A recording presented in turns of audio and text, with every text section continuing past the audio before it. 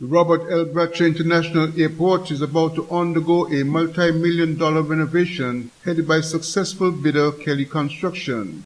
The renovative works involve the existing terminal and the aircraft parking apron directly in front. Minister Marsha Henderson, who has responsibility for tourism and ports, commented on the bidding for the works at the airport. Letters of invitations were sent out to, I think it's 3 persons to bid on the project. Of course, this was based on the timeline and the fact that we needed to treat this as an emergency project. Having received some calls from some of our carriers who had expressed concerns about where they were parking on the apron and the possibility of pulling out if this wasn't done within a reasonable time. So letters of invitation were sent out, 3 persons to the 3 persons, or 3 different institutions. And I think all 3 of them, or at least two of them applied, and one of them, of course, was successful. According to Henderson, airlines have expressed concerns of the ability to operate under existing conditions there, and the renovative work is about addressing those concerns. We understand that there is an overall need to expand the facilities and infrastructure at the airport. However, in the interim, and we are presently in discussions with persons on the expansion of the 2nd terminal. However, for the upcoming season and to accommodate our partners in the industry, we thought that we needed to do some interim work. The cost of the airport rehabilitation project we anticipate to be just around $6.5 million US, actually half of what was anticipated to execute the airport rehabilitation project. With the increase, carriers such as JetBlue and all of the other legacy carriers who have expressed some concerns about their ability at the airport to effect maintenance to their aircrafts, we needed a solution, interim solution, of course, until we can look at the expansion of the terminal to make provision for them to do repairs. Hence, why the hangar project is going to be implemented. In fact, it's something that I met in place by the previous board. They had executed an agreement with a potential developer to have the hangar installed. We are not opposed to it. We find that there is a need for it. And that, of course, is based on what our partners are expressing to us. The minister indicated also that a 2nd terminal is still in consideration for the RLB International Airport. Glenn Bart reporting for SKN Newsline. The order paper has been issued for a sitting of the National Assembly to be held at the National Assembly Chambers, Government Headquarters on Monday, the 30th of October, starting at 10 a.m. 3 bills will receive their 2nd reading. Minister of Foreign Affairs, International Trade, Commerce and Consumer Affairs, Economic Development and Investment, Dr. Dental Douglas, will move the 2nd reading of the bill entitled Consumer Protection Bill 2023, which had its first reading on the 18th of September. Attorney General and Minister responsible for Justice and Legal Affairs, Garth Wilkin, will move the 2nd reading of the bill entitled Proceeds of Crime Amendment Bill 2023, which had its first reading on May 25th. The National Assembly will be carried live on the government-owned ZIZ Radio 96 FM and participating radio stations.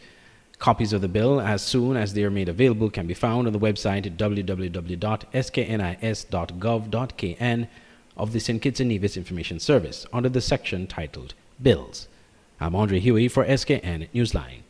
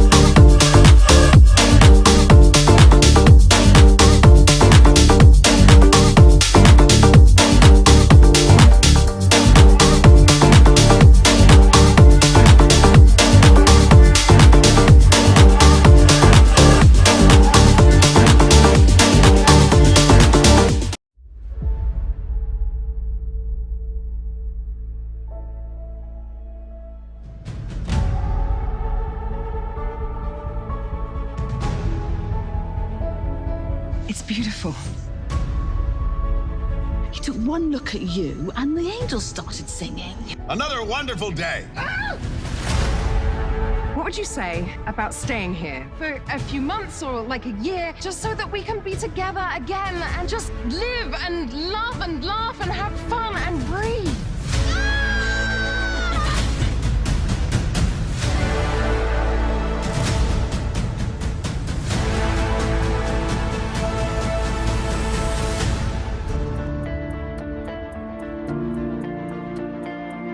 Why are you hiding out on a little Caribbean island, singing in a beach bar? When I came here, I was at peace, and I never left. This is the beating heart of Nevis. This is what grounds me, what feeds my soul. It's where I found myself. I hope your life here will be full of joy. Love this island, my son. She will give you more than you can imagine.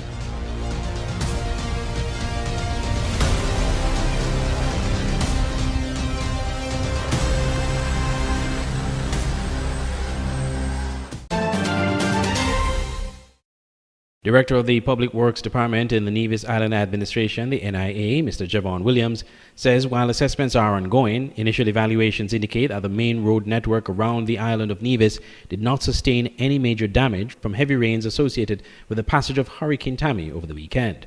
The director indicated one village road in Braziers suffered significant washout, but overall the damaged roads can be easily repaired. Culverts and U-drains that were blocked during the rains, he said, have already been cleared of debris and road cleanup has been ongoing. During his October 24 press conference, Premier of Nevis, Mark Brantley, extolled the work being done by the Public Works engineer and roadwork team, crediting them for the construction of the roads across the island. On Sunday afternoon between 2 and 5 p.m., we had gusty winds and heavy rains associated with the passage of Hurricane Tammy, and we would have been impacted here in Nevis, causing widespread flash flooding, overtopping major bridge, culverts, and several drainage networks. Water overtopped the bridge at Powell Garage near Charlestown Secondary School, which goes in to the Bath Stream. Nisbet Plantation, the bridge there, Camps River Crossing near ex-petrol gas station. Over 4 inches of rainfall was recorded by the Nevis Flood Management System, and some damages have been reported to our roads, especially in the areas of Pump Road, Upper Stony Grove, Brown Pasture, Morgan Estate, and Butlers. Debris was also observed on roadways throughout the island. Washouts of sub-base and base material covering the water network of pipes occurred in Stony Hill, Rollins, and water service interruptions were experienced in the Newcastle area. The heavy rainfall also affected the Nevlec power grid that resulted in power outages in Charlestown and areas serviced by the Cotton Ground feeder. Damage assessments are ongoing as we look at the potential damage to agriculture, tourism, social, energy, productive, and transportation sectors. I can report that on our early analysis, none of the hotels suffered any damage of any significance. And so we are truly grateful, and I believe that we have a lot to be grateful for. I commend the praying community, as I refer to them, the church, and all of those who would have prayed for our safety. The Premier registered his appreciation to the entire cabinet for the way they managed Nevis during the threat of the storm. Andre Huey, SKN Newsline. The Caribbean Investment Forum, CIF 2023, held from October 23rd to the 25th in Nassau, Bahamas, saw a notable presence from St. Kitts and Nevis.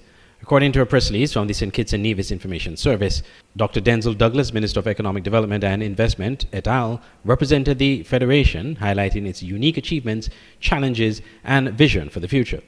During his presentation on Day 2, Minister Douglas shed light on the position and challenges faced by small islands developing states in the global foreign direct investment market.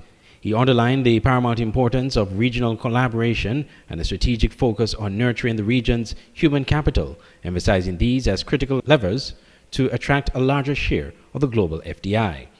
Furthermore, Minister Douglas, according to the release, drew attention to some of St. Kitts and Nevis's commendable policy initiatives. These initiatives have played a pivotal role in amplifying FDI inflows as the nation successfully pivoted from a sugar-centric economy to a more diversified one. The current economic backbone comprises tourism, services, ICT, and the renowned CBI program. CIF 2023, a flagship investment attraction event, is sculpted to provide international investors with a comprehensive overview of the wealth of investment projects that the Caribbean region offers. The success of the forum emphasizes the Caribbean's potential and commitment to sustainable and smart growth. As stakeholders and decision makers unite under one umbrella, the Caribbean Investment Forum is seen as a testament to the region's unwavering dedication to its future. I'm Andre Huey for SKN Newsline.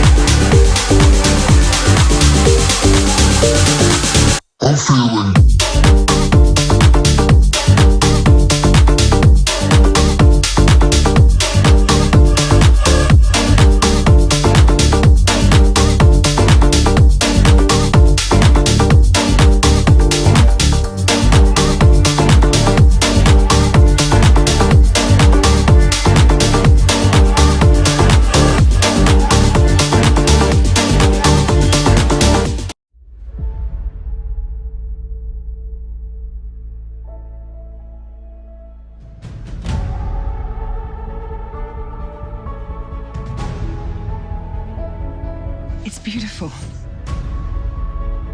He took one look at you and the angels started singing.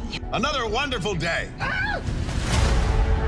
What would you say about staying here for a few months or like a year, just so that we can be together again and just live and love and laugh and have fun and breathe?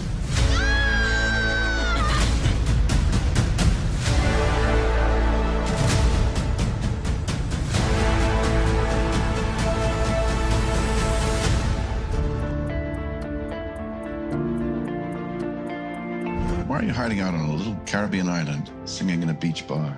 When I came here, I was at peace, and I never left. This is the beating heart of Nevis. This is what grounds me, what feeds my soul. It's where I found myself.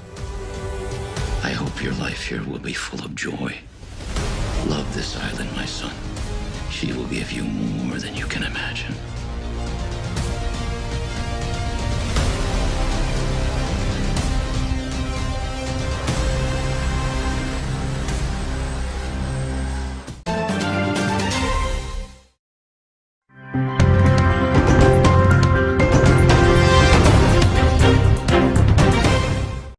A comprehensive study conducted by CARICOM Impacts and the Small Arms Survey has shed light on the pervasive issue of illicit firearms and gun violence plaguing the Caribbean region. The study, encompassing data from 13 CARICOM member states and 22 Caribbean states overall, paints a grim picture of the impact of firearms on the region's safety and socio-economic well-being. The Caribbean bears the unfortunate distinction of having amongst the highest homicide rates globally, with over half of these homicides involving firearms. While legal civilian gun ownership is relatively low in the region, illicit firearm holdings are estimated to far outnumber legal ones in several countries. Handguns constitute the majority of seized illicit firearms, while rifles are a rising concern.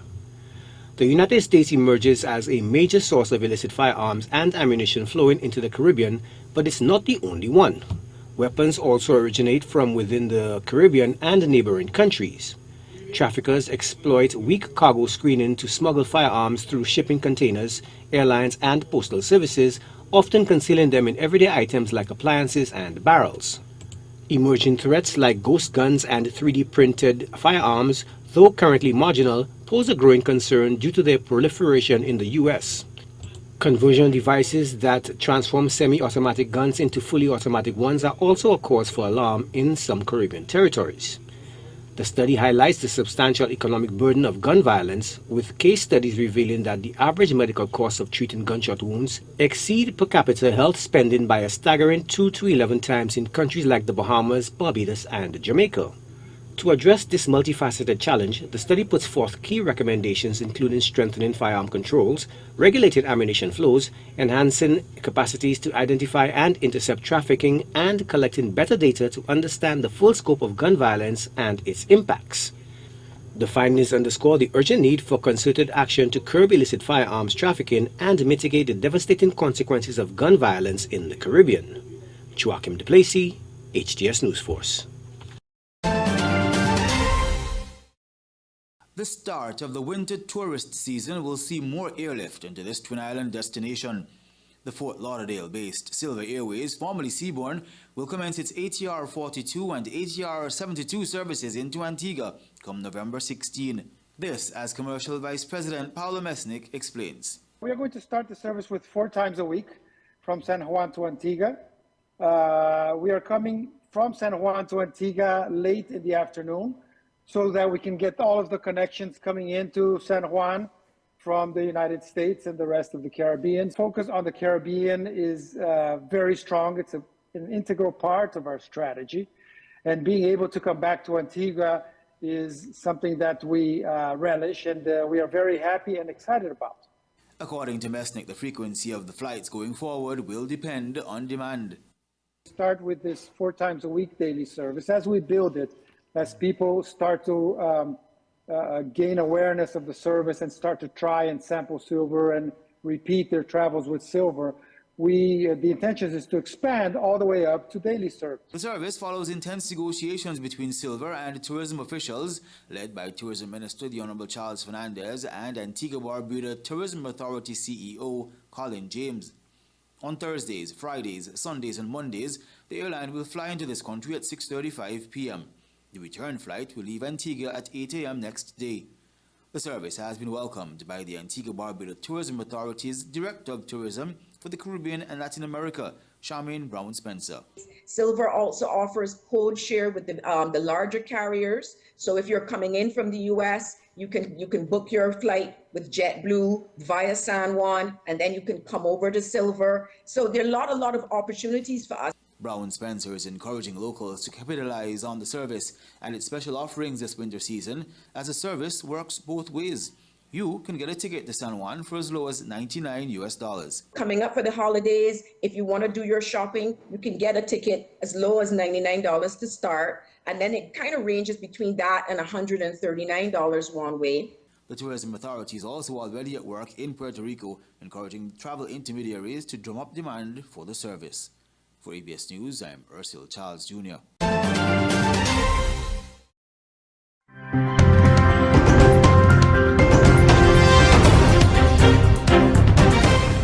At least 15 people were killed and 50 others hurt when the shooter opened fire in a bowling alley and nearby restaurant. 40-year-old Robert Card is being named as a person of interest in connection with the shootings. According to law enforcement, he is a trained firearms instructor believed to be in the Army Reserve and recently reported mental health issues, including hearing voices and threatening to shoot up a National Guard base in Maine. For more, we're joined by NBC News correspondent Sam Brock, who's made his way to Lewiston, Maine. Sam, good morning. So just what's the latest on the ground there, especially with this manhunt? Sure, Joe, Savannah, good morning. There are thousands more people now under shelter-in-place orders than there were as of last night. That just keeps expanding, guys, as Bowdoin is the latest town of about 3,000 or 4,000 people to have those orders issued. That was within the last hour or two. And we know now that makes at least 4 or 5 towns just in this area, including Lewiston, that find themselves in the same situation. Where I am standing right now, down the hill here, you obviously see the law enforcement vehicle unmarked over my shoulder. Down the hill, there is a white sign, and that's for Schmengi's. Schmengi's is the sports bar and grill, one of the locations where the killer in this case gunned down in total between 15 and 20 people, up to 50, as Savannah said, injured in both of these situations. And we now have some clarity as to exact chronology of how it happened. Sources telling NBC News that it actually began in a bowling alley, which is not where I'm standing. It's about 4 or 5 miles away from here. And then at Schmengi's, which you're looking at video of right now, down the street. Now, as far as where this man might be, a person of interest, Robert Card, is who police police are looking for, according to the Maine State Police. They have expanded their search now to more than 100 investigators. They are not calling him right now a suspect. They're calling him a person of interest, 40 years old, as you see on your screen, from Bowdoin, which again is now under a shelter-in-place order, and they are putting all resources that they have. I will say it is interesting. I drove from about 30 or 45 minutes away, just due east of here. You did not see a lot of law enforcement on the roads. Certainly you'll see them at the start of downtown strips. You see them here near the site of these atrocities, but you're not seeing a full saturation that you might expect, which perhaps leads you to believe that they're focusing their efforts right now in areas outside of this immediate part of central Maine, as we're now in hour 13 or so of an intense manhunt. Absolutely. And Sam, this is all unfolding in a state that only saw 29 murders all of last year. What is the feeling like there in this particular community this morning, but then as the search expands, just the fear of the whole state, really? Sure, people are shaken, as you would expect. You've heard from loved ones, of course, that don't know necessarily the fate of someone that they care about and are looking for clarity and for more information. Schmangies actually did post something about a couple of hours ago on Facebook. I want to read you a portion of that where this, I believe, is either the owner or representation for the bar says, "My heart is crushed. I am at a loss for words. In a split second, your world gets turned upside down for no good reason. No one can seem to make any sense of this." I know we have some snippets of interviews as well from people who were around these establishments after the fact. One of them, by the way, the bowling alley, was a teen youth night. So you're talking about young people, 100 plus, that were inside of that establishment. Let's play a sample right now of what we heard from people on the ground here last night. Everybody knows everybody. It's a peaceful community. Like, the worst thing that you're afraid of happen is a jaywalker. Like, that doesn't happen in Maine. It doesn't happen here. I'm in shock. I don't think anyone has digested it yet. I think that, honestly, everybody is still like, whoa, like what? It's not even going to digest yet of what's going on. This is crazy. We don't see that here. Card is considered extremely dangerous and armed. Of course, we've all seen that visual of him holding what appears to be a semi-automatic rifle. Again, he is considered a person of interest right now, not necessarily the suspect, but police do have a press conference scheduled for about 2 hours from now. So hopefully there will be some clarity provided as this expansive manhunt continues to find Robert Card. Savannah and Joe. Sam, Bates College is near the area there. We heard from a spokesperson for the college who said at this time there are no reports of any Bates student or employee fatalities, but there is still this real sense of mystery, of uncertainty, I know, throughout the community, because people have been, I know, showing up to the reunification center to even see if loved ones are there, to find out if their loved one is still alive, if they're missing. There's just a lot of uncertainty right now, isn't there?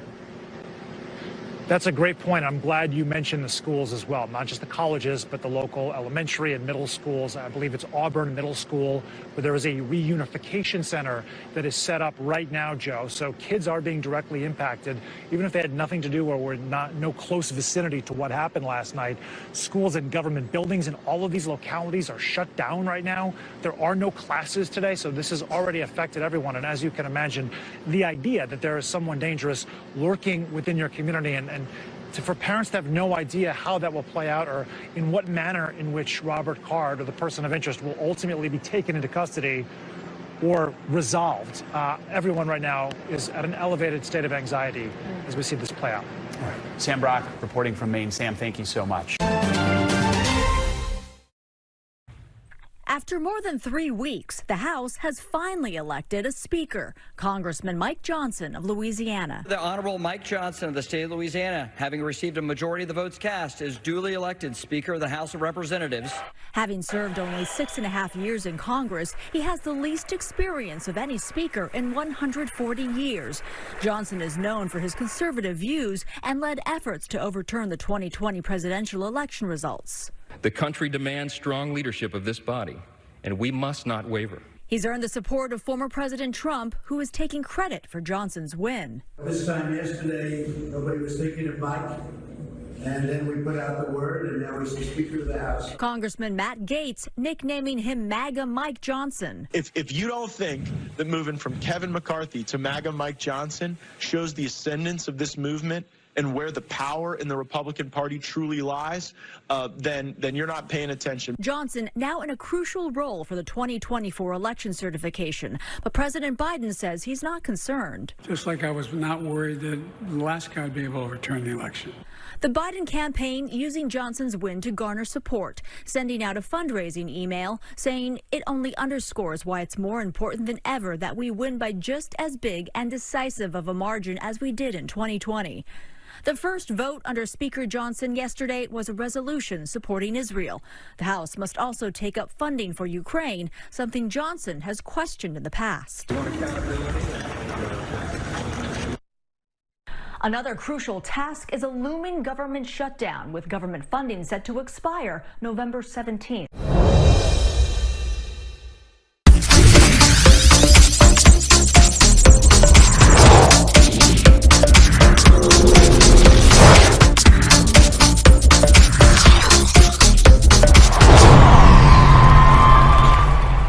The St. Kitts and Nevis netball team, fresh from their 4th place spot in the recently concluded ECCB OECS Regional Netball Tournament, traveled to St. Martin over the weekend to participate in the Battle of the Saints netball tournament being held there. The SKN ladies totally dominated the tournament and easily took the winner's trophy. Match results were as follows: St. Kitts Nevis 90, BVI 18. St. Kitts Nevis 111, Guadeloupe 6. St. Kitts Nevis 66, St. Martin 27. Final placement, St. Kitts and Nevis the champions. First run-up, St. Martin. Second run-up, British Virgin Islands. Special awards, Best Shooter, Aliyah Gibson of St. Kitts Nevis. Best Defender, Karish Richardson of St. Kitts Nevis. West Indies women A team fell just short of victory on Tuesday in the opening match of their tour of Pakistan. West Indies were bowled out for 166 in 45.2 overs, replying to the Pakistanis' 174 all out of 49.3 overs in the match contested at the Ghani Glass ground. Shabika Gajnabi led the way with 29, captain Rashada Williams made 27, and opener Chanel Sao got 22.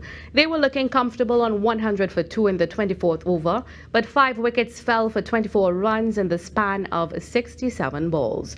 Earlier in the match, fast bowler Sherian Fraser was the most successful bowler for West Indies, taking 3 for 38 from 6.3 overs, and off-spinner Zaida James supported with 2 for 29 from her allotted 10 overs. After the West Indies chose to field, Pakistan women A winning by 8 runs. The teams will meet again on Thursday for Game 2 at the same venue starting at midnight Eastern Caribbean time.